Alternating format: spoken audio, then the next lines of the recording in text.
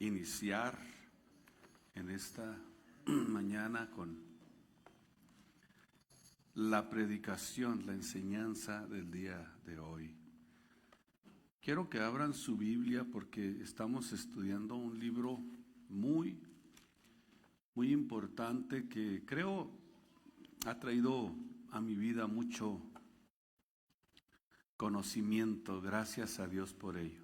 Cosas nuevas que Dios me ha permitido descubrir a través del estudio de este libro de Gálatas. Estamos muy sumergidos en él. Vamos a leer Gálatas capítulo 5 del versículo 20 en adelante. Gálatas capítulo 5. Vamos a leer del versículo. Sí estamos correctos, sí, ya andaba yo perdido. Gálatas 5:20 dice de esta manera: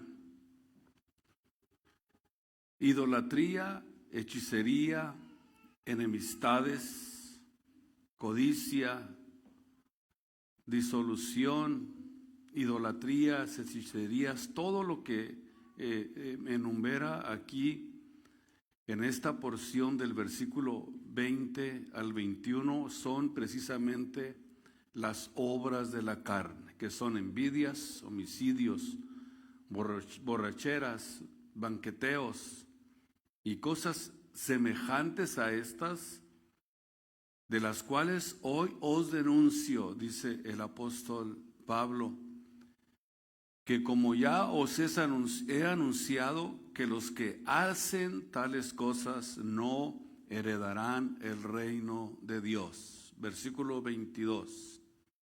Mas el fruto del Espíritu Santo,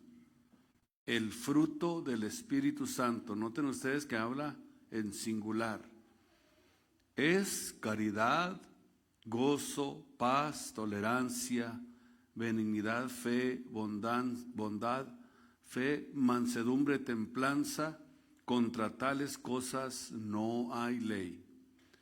Porque los que son de Cristo han crucificado la carne con sus afectos y concupiscencias.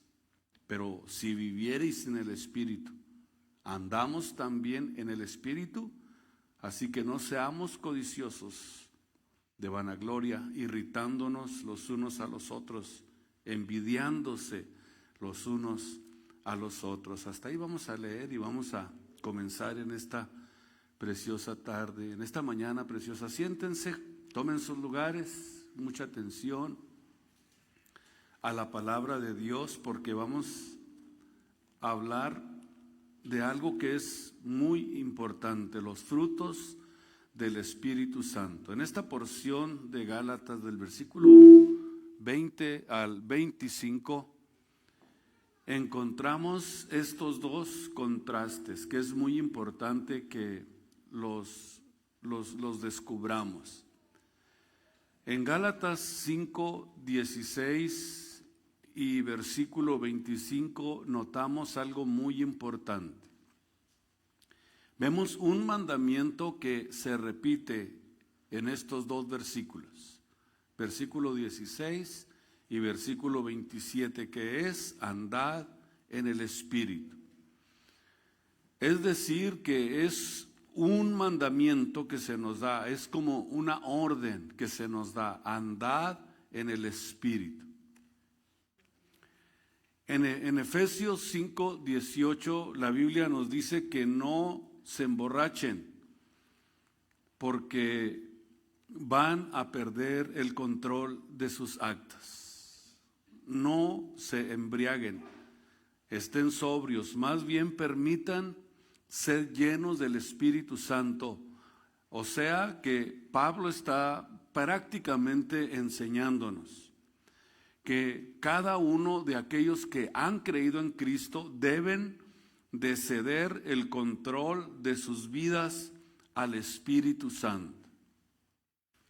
Pero quiero decirles que esto no es fácil. No es fácil porque dice Gálatas 5:17 que para que esto suceda se convierte en un conflicto nuestra vida espiritual. No es fácil por esa razón, porque la carne pone sus deseos en contra del Espíritu Santo.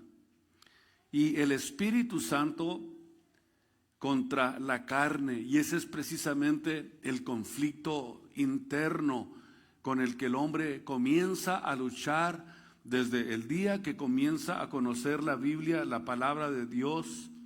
Cuando comienza a servir a Cristo, inmediatamente este conflicto comienza a llevarse a cabo. Es una pelea, es una batalla, porque la Biblia dice: no te emborraches porque hay disolución, no robes. Imagínense ustedes todo lo que el apóstol Pablo enumera aquí: codicia, todo lo que es idolatría, hechicerías, enemistades, pleitos, iras, contiendas, disensiones, herejías, envidias.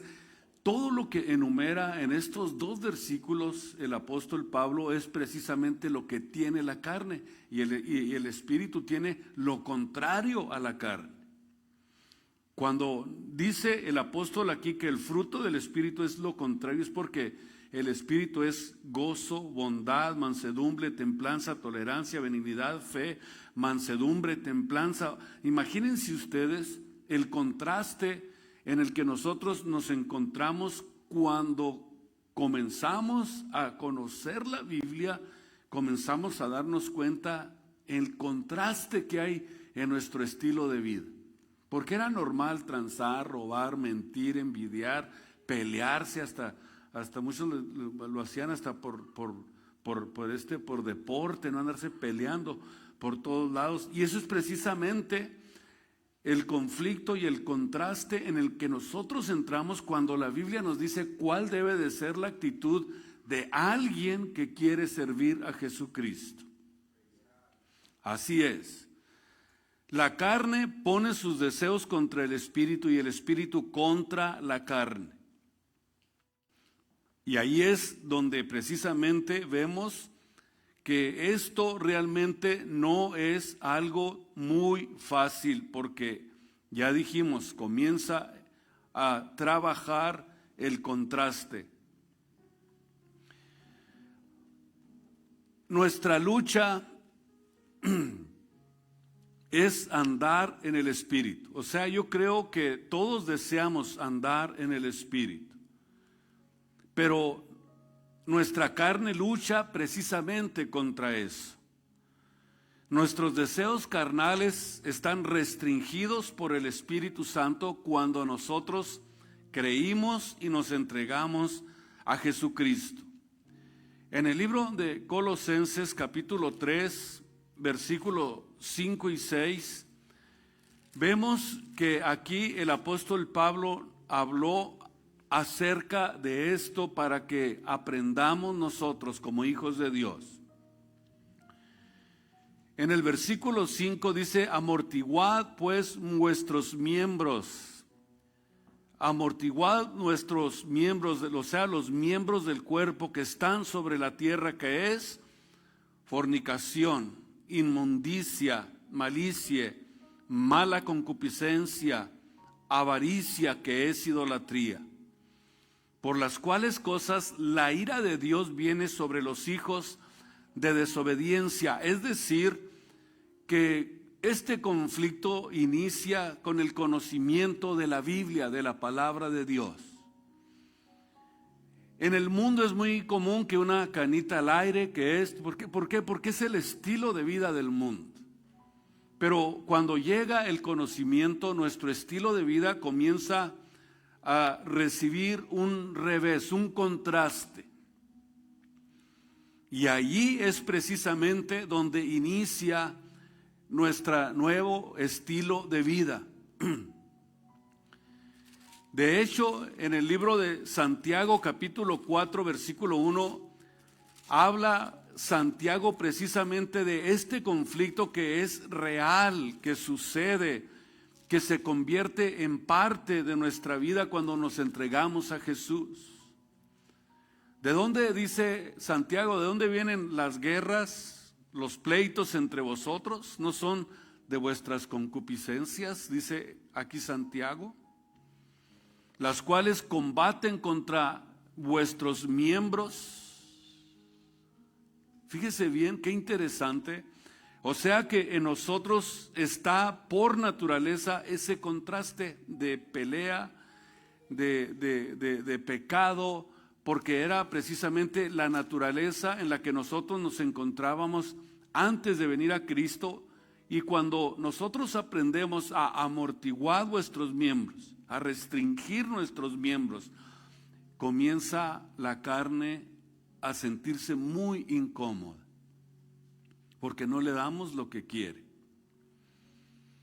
Porque siempre va a existir esa tendencia en nuestros cuerpos, de esa forma, así tal y como lo estamos nosotros describiendo aquí a través de la Biblia. En Romanos 6:12, el apóstol Pablo escribió: no reine pues el pecado en vuestros cuerpos mortal, para que le obedezcas en todas tus concupiscencias. Y ya sabemos que trae la concupiscencia: trae guerras, trae pleitos, trae disensión, trae amargura, trae dolor. Así que no reine pues el pecado en vuestro cuerpo mortal, para que le obedezcas en todo lo que quiera. Versículo 13: ni tampoco prestes tu cuerpo, tus miembros al pecado como instrumentos de iniquidad, antes presentaos a Dios como vivos de los muertos, y vuestros miembros a Dios por instrumentos de justicia. Es decir, lo que está diciendo Pablo aquí es que cuando la carne tiene el control, se obtiene exactamente esta clase de resultados que encontramos en Gálatas 5, 19 al 21. Esos son los resultados.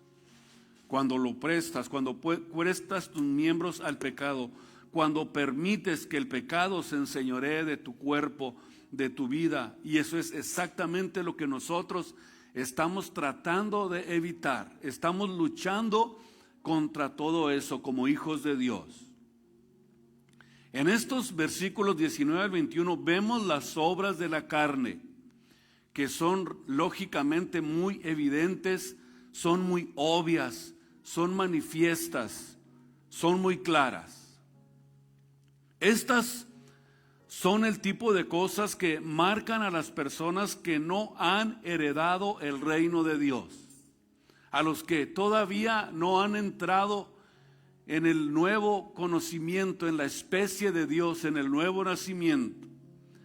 Porque estas son conductas naturalmente que desarrollan y que viven los no creyentes. Son conductas de pecado y de pecadores no regenerados. Pero por otro lado, mirando nosotros el otro lado del contraste, llegamos a los frutos del Espíritu Santo, que son los versículos 22 y 23 del libro de Gálatas.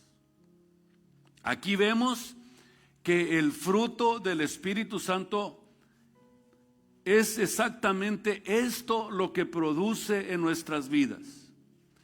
Pero sin embargo, si miras a un cristiano, probablemente que comete en alguna ocasión algún pecado, comete algún error, comete alguna situación, algún pecado ocasional, pero a pesar de que muchos pueden juzgarnos porque nos equivocamos, o porque cometemos pecado, o porque cometemos errores, habrá alguien que a lo mejor inmediatamente te apunte y te diga: pues no que eres aleluya, no que eres cristiano. A lo mejor puede suceder eso en nuestras vidas, pero inevitablemente también se ven las virtudes. También se ve lo que Cristo está haciendo. Y a medida que Dios está produciendo la santificación y creces en la gracia y en el conocimiento de Cristo y te vuelves más como Cristo, vas a ver cómo el fruto del Espíritu Santo comienza a obrar, comienza a crecer, comienza a ser manifiesto, porque no dejamos de luchar a pesar de que nos equivocamos, a pesar de que pecamos contra Dios y a pesar de que cometamos errores. Nosotros no dejamos de luchar y seguimos creciendo, porque los que nos juzgan no tienen ni idea de lo que Dios está haciendo dentro de nosotros. Juzgan por lo que ven, pero no por lo que Dios está haciendo en nuestras vidas. Entonces, a pesar de todo eso que puede suceder, que luchamos, que pecamos, que cometemos errores, cometemos pecado, seguimos creciendo, no dejamos de luchar para que las obras de la carne vayan menguando todos los días en nuestras vidas, cada instante. Alguien nos puede juzgar y quizás nos juzga, pero no sabe ni puede ver lo que Cristo está haciendo dentro de nosotros, lo que Dios está llevando a cabo dentro de nuestras vidas. Y con todo y lo que nos juzguen, Cristo sigue obrando en nuestras vidas y en nuestros corazones. A Él sea la gloria, porque Él es el que hace posible este crecimiento a pesar de tener todavía un cuerpo de pecado. ¿Sabes cuál es la diferencia entre un religioso muerto y un creyente vivo? En esto no tiene que ver la cantidad de actividades que se realizan, tampoco es la frecuencia con la que asisten a la iglesia, tampoco es el conocimiento teológico que se tiene, sino que la diferencia es una sola: el conflicto interior. Ahí es donde está centrado realmente el crecimiento espiritual que vamos nosotros a llevar a cabo. No digo que debes de dejar de venir a la iglesia, el punto es que aproveches y crezcas cada vez que vienes a la iglesia. Porque si en el conflicto interior estás siendo derrotado, eso significa que no hay crecimiento, que no estás avanzando. El creyente genuino lucha contra su pecado. El creyente genuino se duele por el pecado, aborrece el pecado y cuando peca contra Dios, clama a Dios por liberación. Por eso el apóstol Juan escribió: si alguno hubiere pecado, ¿qué? Hay alguien que está para ayudarnos. Abogado tenemos para con el Padre, a nuestro Señor Jesucristo. Clamamos por liberación. Sentimos la tentación entre lo bueno y lo malo, entre lo que agrada a Dios y lo que no le agrada. Y el cristiano genuino sabe entender perfectamente la diferencia entre estas dos cosas y aprende a luchar por el lado correcto. Se va por el lado donde realmente tiene que irse, y es precisamente amortiguad vuestros miembros que están sobre la tierra. Hacer la diferencia entre la carne y el espíritu. Sin embargo, el religioso muerto, en cambio, hace todas las cosas externas correctamente y no siente absolutamente nada. Su condición está de una forma en que la conciencia está cauterizada. Esto es el religioso muerto. Que como dijo Cristo, que creen que por su apariencia serán escuchados por Dios. En 1 Timoteo 4:2 dice que estos tienen cauterizada la conciencia. Esto significa que está quemada, está insensible, y esa insensibilidad es la paz precisamente que puede traer a la vida de un religioso muerto el adversario. Porque también el Satanás puede traer paz a las vidas de los cristianos muertos, al religioso muerto, no al cristiano, sino al religioso muerto. Y lo hace vestida de religiosidad. Cuando yo me entregué a Cristo, un primo mío me dice, ¿y para qué haces eso? ¿Para qué el cristianismo? ¿Por qué la religión? ¿Y qué esto y qué el otro? Le digo, porque yo amo a Cristo y yo quiero ser salvo. Y porque Dios me liberó de los vicios. Y si yo también dejé de tomar sin ir a la iglesia. Religioso muerto. La apariencia. Porque no sabe lo que Dios hace dentro. Y no necesito ir a la iglesia para cambiar. Así me dijo, literalmente. Que no necesitaba la iglesia para cambiar, para presentarse como un pulcro, como un que no mata una mosca, que dejó los vicios, que a lo mejor dejó de ser un fornicario, pero todo es solamente en la apariencia, y la apariencia es mentira. La apariencia es algo que es irreal. Pudiéramos decir que es lo que el adversario quiere poner delante como un religioso para aparentar que no matan una mosca, cuando Dios no está haciendo nada absolutamente por dentro. Es como una momia caminando. Es exactamente como se puede describir la religiosidad. Por eso tenemos nosotros que entender que el diablo es un estratega. No actúa al azar, no ataca sin plan. Y una de sus estrategias más efectivas es la estrategia de la comodidad religiosa. Así opera el diablo con las almas que le pertenecen. Les da comunidad, les da entretenimiento, les da prosperidad material, les da todo lo que necesitan para que no piensen absolutamente nada en las cosas eternas.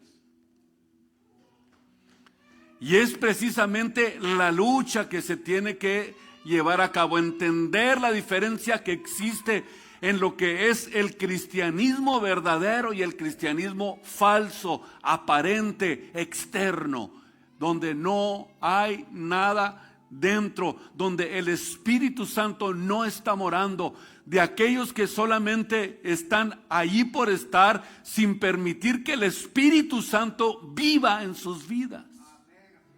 Tenemos que convertirnos en templos del Espíritu Santo para poder andar en el Espíritu.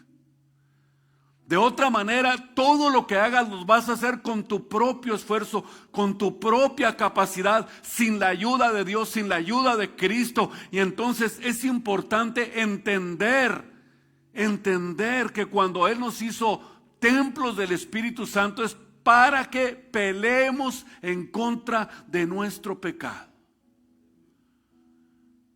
Si el Espíritu Santo no está en nosotros, no vamos a pelear contra nuestro pecado. Vamos a estar muy cómodos religiosamente, no como estatuas, no. Wow, ese hermano que no mata una mosca, tremendo. La cara que tiene, de San Crisóstomo la cara. Pero no está haciendo, no hay nada dentro.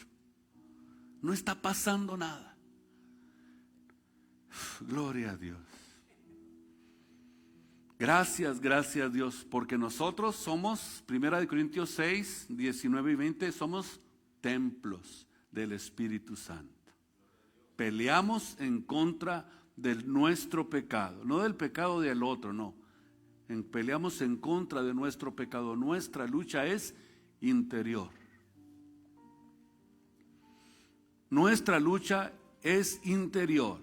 Y no quiere Satanás que tengamos impregnados en nuestras vidas y en nuestro espíritu las cosas eternas. No quiere ni que pensemos en la eternidad. Cuidado con esto. Tienes que entender lo que la Biblia dice. Pablo, ¿qué decía de la eternidad? Ya estoy sentado con Cristo en gloria. Como pobre, como pordiosero, pero poseyéndolo absolutamente todo. Con Cristo estoy juntamente crucificado y ya no vivo yo, mas Cristo vive en mí. Eso significa que estaba muy enfocado en las cosas eternas. ¿Y vos?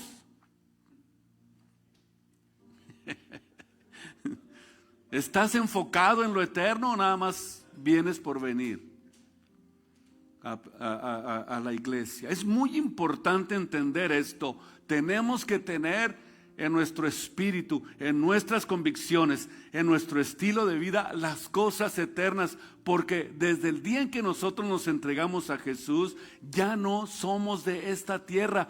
Dice Filipenses 1:20, nuestra vivienda está en los cielos, de donde también esperamos a nuestro Señor y Salvador Jesucristo, el cual transformará el cuerpo de nuestra bajeza para ser semejante al cuerpo de su gloria. Eso es tener la eternidad dentro de nosotros. Cuando este estilo de personas viven así, ni siquiera sospechan que están presos. Por eso dijo Pablo, pelea la buena batalla de la fe. En 2 Corintios 6:2 dice que hoy es el tiempo aceptable, hoy es el día de salvación, hoy es ahora, hoy, no mañana. Es muy importante tener impregnado en nuestro espíritu la eternidad, porque somos eternos. Ya estamos con Cristo sentado en gloria, ya todo lo que Dios nos prometió nos pertenece, es parte ya de nuestro estilo de vida. Por eso decía Pablo que no había absolutamente nada que lo pudiera apartar del amor de Dios, que es en Cristo Jesús, porque las convicciones que tenemos son convicciones eternas, salvación eterna, vida eterna, luz eterna. Todo lo que Dios nos ha dado es eterno, no es temporal. Notemos entonces pues que el apóstol Pablo aquí habla de el fruto del Espíritu Santo en singular. La razón es porque el fruto es en singular, mientras que las obras de la carne son en plural. Es porque tú puedes escoger el pecado que tú quieras hacer cuando operas en la carne. Y cuando operas en el Espíritu, no escoges el fruto. La razón es porque con el fruto del Espíritu Santo todo viene incluido. Es como un paquete. Cuando caminas en el Espíritu, el fruto es múltiple, como lo enumera el apóstol Pablo, pero el fruto es uno, el fruto del Espíritu Santo, en un singular. Porque las virtudes es una lista de las cuales tú puedes escoger y comenzar a desarrollar en tu vida. Aquí es precisamente donde nosotros tenemos que tener en cuenta que el Espíritu Santo produce eso, que el fruto del Espíritu Santo produce todas esas virtudes. No dices, o sea que tú no puedes escoger qué ser o cuál fruto escoger en el Espíritu. No dices, hoy voy a mostrar mi mejor alegría en la iglesia. Es un fruto. ¿Sí me explico? El próximo servicio voy a ser muy gentil, hermano. Dios te bendiga. Gloria a Dios que estás aquí. En el próximo servicio voy a decirle a la persona que me cae gordo que cómo la amo en el nombre de Cristo.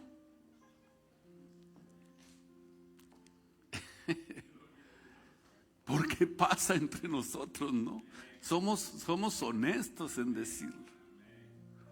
Es más, voy a intentarlo amar en este día, en el nombre de Jesús, para poder tener el fruto del Espíritu Santo. Pero quiero que sepas una cosa, que cuando caminas en el Espíritu, por eso hablamos tanto de andad en el Espíritu, para culminar con esta porción con la que se completa este capítulo 5 del libro de Gálatas. Cuando caminas en el Espíritu, viene un paquete que es el fruto del Espíritu Santo, y es la combinación de todas las virtudes que produce el Espíritu Santo.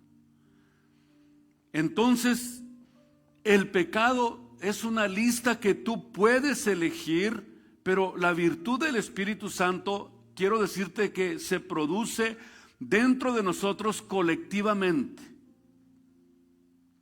Es decir, la forma de ver estas 9 virtudes aquí es como un ramo de flores, como un ramo de las flores más hermosas, porque pudiéramos decir que es un ramo colectivo.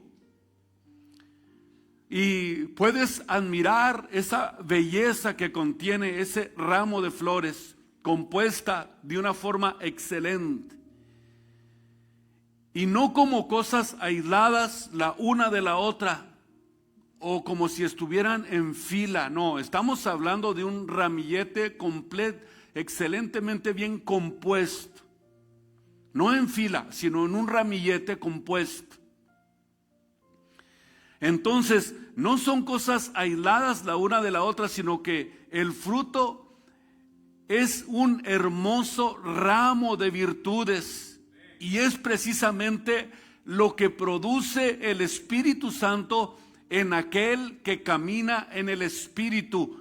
Y los verás absolutamente todos en exhibición, como en un ramillete de flores. Como dice Oseas 14:8.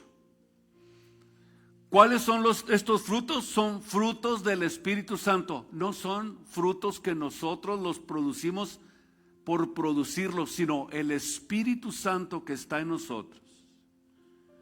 Y dice Oseas: de mí será hallado tu fruto.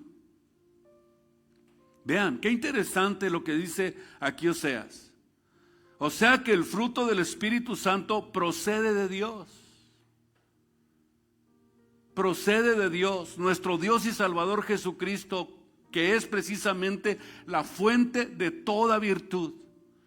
Y es los frutos, noten ustedes que está diciendo el fruto del Espíritu Santo. No el fruto de fulano, de mengano, de mangano, sino que es el fruto del Espíritu Santo que ha hecho residencia en la vida del creyente, y el creyente lo ha aceptado, lo tiene en su vida, lo tiene en su cuerpo, lo tiene en su corazón, vive consciente de la presencia del Espíritu Santo en su vida y no le hace caso a las obras de la carne. Y como esto está sucediendo realmente en nuestra vida, entonces el fruto del Espíritu Santo es inminente en la vida de aquel que está entregado al servicio de Dios. Es inminente, es algo que no se puede esconder. Es más, cuando alguien actúa, se le nota. Así que toda virtud proviene de nuestro Señor y Salvador Jesucristo, que es precisamente la fuente de toda virtud. La vida de nuestro Dios en el creyente produce fruto espiritual. Exactamente, y esa es la imagen de la palabra aquí. En el Salmo 1 tenemos otra imagen específica de los frutos del Espíritu Santo. Si ustedes van al Salmo 1 y si lo leen completo el Salmo 1, van a quedar impresionados de lo que estoy diciendo, porque es la verdad de lo que la Biblia nos enseña.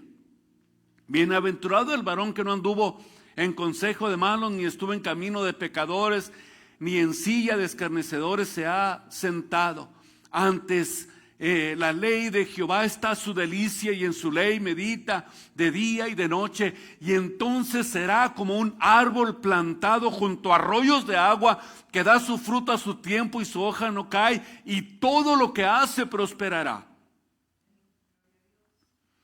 Por eso es que da su fruto a su tiempo. El fruto del Espíritu Santo es el producto de los ríos de agua viva que produce la palabra de Dios en el creyente. Así es, ríos de agua viva. Eso es lo que hace Dios posible en nuestras vidas.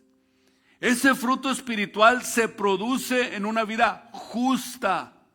Este es un concepto precisamente que ha existido aún desde el Antiguo Testamento y en algunos pasajes como en el libro de Proverbios. Este es un concepto que Dios estableció desde el Antiguo Testamento para que cuando nosotros viniéramos a conocer a Jesucristo, tuviéramos en nuestra vida un conocimiento profundo de lo que es el fruto del Espíritu Santo. En el libro de Romanos, capítulo 7, quiero que vayan conmigo a este libro de los Romanos, capítulo 7, y vamos a leer versículo 4, donde dice: así también vosotros míos estáis muertos a la ley por el cuerpo de Cristo, para que seáis de otro, es a saber, del que resucitó de entre los muertos, a fin de que fructifiquemos. Escuchen ustedes, a fin de que fructifiquemos a Dios. Mientras estábamos en la carne, o sea, estamos hablando de un cristiano genuino, de un cristiano auténtico, real. Mientras estábamos en la carne, los efectos de la carne que eran por la ley obraban en nuestros miembros fructificando para muerte. Mas ahora estamos libres de la ley, habiendo muerto a aquella en la cual estábamos detenidos, para que le sirviéramos en novedad de espíritu y no en vejez de letra. Es decir, Cristo resucitó de entre los muertos para que pudiéramos fructificar para nuestro Dios. La muerte y la resurrección de Jesucristo nos asegura a nosotros una victoria segura. Y ahí es precisamente donde nosotros nos basamos. Él murió y resucitó para darle poder a su pueblo, para que pudiera dar fruto para nuestro Dios y Salvador Jesucristo. Para eso vive, habita, está el Espíritu Santo en nuestras vidas, para darnos poder. Está claro, Hechos 1, recibiréis poder para que puedas vencer los efectos de la carne y sus deseos. En Efesios capítulo 5, versículo 8, el apóstol Pablo escribió esto que es muy importante analizarlo. Porque en otro tiempo erais tinieblas, mas ahora sois luz en el Señor, así que andad como hijos de luz. En otras palabras, caminen en el Espíritu. Caminen en el Espíritu y no en las obras de la carne. Porque el fruto del Espíritu es toda bondad, justicia y verdad. La luz espiritual es en toda bondad, justicia y verdad, aprobando lo que es agradable al Señor, como dice el versículo 10. Llenos de todo lo amor de Dios para poder cumplir fielmente con nuestra misión en esta tierra. En Colosenses 1:10 dice, para que andemos como es digno del Señor. Para que andemos como es digno del Señor, agradándole en todo, fructificando en toda buena obra y creciendo en el conocimiento de Dios. qué preciosa es la Biblia, la palabra de Dios. Es una fuente de agua que fluye en nuestro interior, tal y como lo describe la Biblia, tal y como lo describe la palabra de Dios. Todas estas porciones de la Biblia que hemos leído son declaraciones generales del fruto del Espíritu Santo en la vida del creyente. Como parte del fruto, habla del comportamiento, de la actitud, de la forma en que nosotros debemos dirigirnos ahora que ya conocemos a Jesucristo. En Santiago capítulo 3, versículo 17, escribió el apóstol Santiago: mas la sabiduría de lo alto primeramente es pura. Interesante lo que dice Santiago. Después pacífica, después modesta, benigna, llena de misericordia y de ¿qué? Buenos frutos. No juzgadora, no fingida, es decir, sin máscaras, real. Somos como somos. Y el fruto de justicia se siembra en paz para aquellos que hacen la paz. Versículo 18. Si vamos nosotros al libro de Juan capítulo 15, vamos a encontrar la fuente de donde realmente provienen los frutos del Espíritu Santo. En el capítulo 15 del libro de San Juan, Jesucristo se presentó como la vid verdadera, es decir, como el tronco, como el árbol real y verdadero. Y en el versículo 2 dice: todo pámpano o toda rama que está en mí lleva fruto.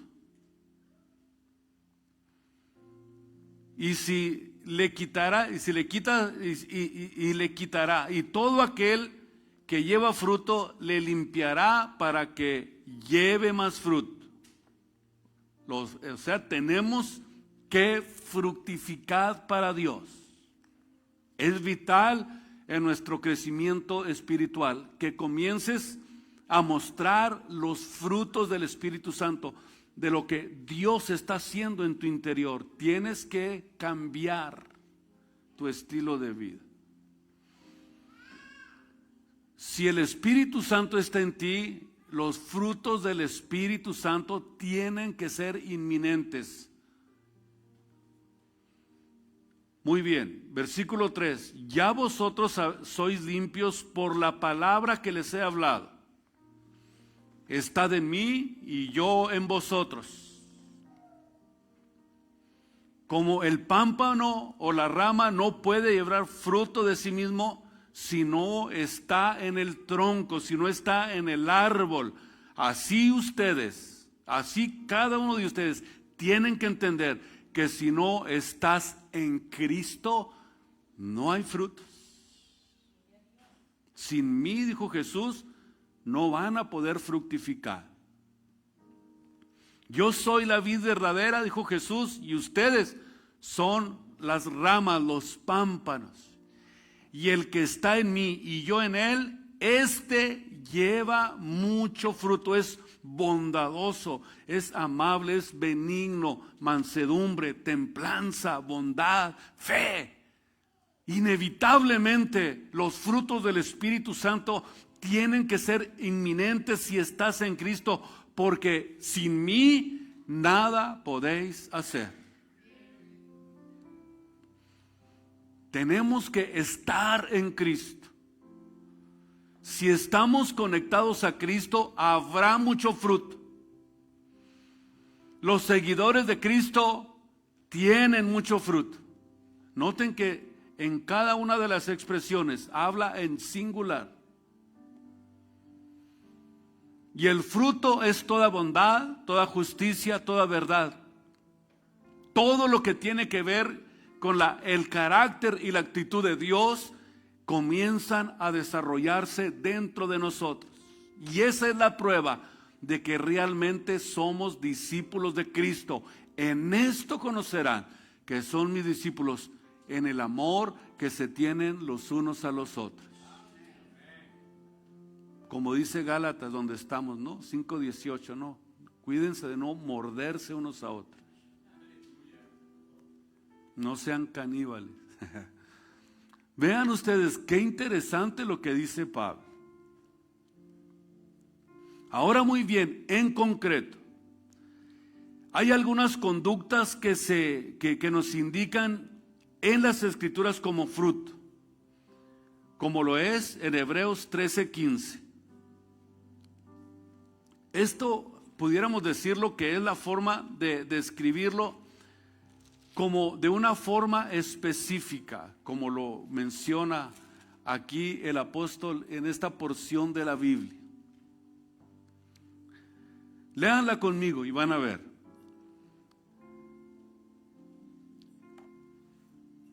Hebreos 13:15. Y vamos a descubrir algo muy interesante. Porque aquí dice, así que ofrezcamos por medio de Dios, ¿qué dice? Alabanza, fruto de labios que confiesen a su nombre. No, el domingo que entra se va a oír un ruidajo aquí tremendo. Van a darle con todo. Ya me imagino, va a aparecer un coro celestial. ¿Por qué? Porque también la alabanza y la adoración son fruto del Espíritu Santo. No el que canta entre los dientes o el que le da vergüenza aplaudirle así. Imagínese, si no le da alabanza a Dios, si no exalta su nombre, estamos entonces ahora descubriendo frutos específicos. La adoración es fruto. Es una actividad que da fruto, por eso hazlo, alaba a Dios, alaba a Dios, dale toda la gloria, toda la exaltación, toda la alabanza, gózate delante del Señor y glorifica su nombre. Cuando adoras, cuando alabas al Señor, cuando damos honor a su nombre, estamos dando el fruto del Espíritu Santo, de lo que hay dentro de nosotros. Por eso dice la Biblia, sacrifica a Dios alabanza. Escuchen, sacrifica a Dios alabanza y paga tus votos al Altísimo. ¿Por qué lo hacemos? Porque cantamos, glorificamos, exaltamos a Dios en el Espíritu, no en la carne. Naturalmente, ordenados, porque el desorden no es de Dios. En Mateo capítulo 13, verso 8 nos dice que el fruto está relacionado también, escúchenme bien, con el arrepentimiento. Haced pues frutos dignos de arrepentimiento. Haced pues frutos dignos de arrepentimiento. En Filipenses 4, 16 al 18, vemos también que dar es también fruto del Espíritu Santo. Filipenses 4, versículos 6, 16 y 18. Escuchen lo que escribió el apóstol Pablo. Porque aún en Tesalónica me enviaste lo necesario 1 y 2 veces. No porque busqué dádivas o que me dieran, dice Pablo. Yo no les pedí que me dieran, sino que nació de ustedes por el fruto del Espíritu Santo. Esta es la bondad de Dios, el fruto del Espíritu Santo. Hay bondad dentro de tu corazón. Y dice, no solamente esto el apóstol Pablo, sino que dice en el versículo 18, pero todo lo he recibido, estoy en abundancia, lleno, habiendo recibido de Epafrodito lo que me enviaste en olor de suavidad, sacrificio acepto, agradable a Dios. Esto también es dar fruto. En Romanos 1:13, el apóstol Pablo dijo: quiero ir a ustedes para tener algún fruto entre vosotros. Es decir, para guiar a alguien a Cristo, que es un fruto. Y hay muchas más ilustraciones de lo que es el fruto en singular. La adoración, que es fruto. Dar es fruto. El arrepentimiento es fruto. Llevar a alguien a Cristo es fruto. Y Cristo dijo: yo quiero que ustedes tengan mucho fruto. Si están injertados en la oliva, va a ser fácil dar fruto. O sea, en Cristo daremos fruto. Y esta será realmente la marca distintiva de tu vida. Nos caracterizamos por el fruto, por mucho fruto producido por el Espíritu Santo en nuestras vidas. Porque el Espíritu está en nosotros. Y en Mateo 7:17 al 20 dijo Jesucristo que esta es la evidencia de la salvación. Y esto es precisamente lo que hace tu vida. ¿Cómo se ve? Por sus frutos. Lo que se mira es lo que hay dentro del corazón. Porque de lo que hay en el interior es lo que sale por la boca. Eso es exactamente lo que tenemos que hacer. Y entender que lo que dice Gálatas 5:22 al 23 son frutos del Espíritu Santo y no son producidos por la carne. Por eso es un mandamiento de Dios que andemos en el Espíritu, para que comience a fructificar nuestra vida lo que realmente el Espíritu Santo está haciendo nosotros, como lo que sucedió en nuestras vidas en el nuevo nacimiento. Y son una orden que solamente, dice la Biblia, el Espíritu Santo puede hacer en nosotros. Se nos ordena a nosotros: andad en el Espíritu, para alinearnos con el Espíritu Santo, para estar haciendo frutos del Espíritu Santo y hacer que nuestras vidas pueda realmente verse que nosotros estamos siguiendo el modelo llamado Jesucristo, porque Él dijo que Él venía a abrir camino para que nosotros pudiéramos andar en Él. Y Él dijo claramente: sean como yo, manso y humilde de corazón, para que puedan reposar sus almas, para que puedan descansar sus almas, para que tu espíritu descanse. Así que Cristo es el modelo a seguir en esta mañana. Pónganse de pie y démosle gracias a Dios.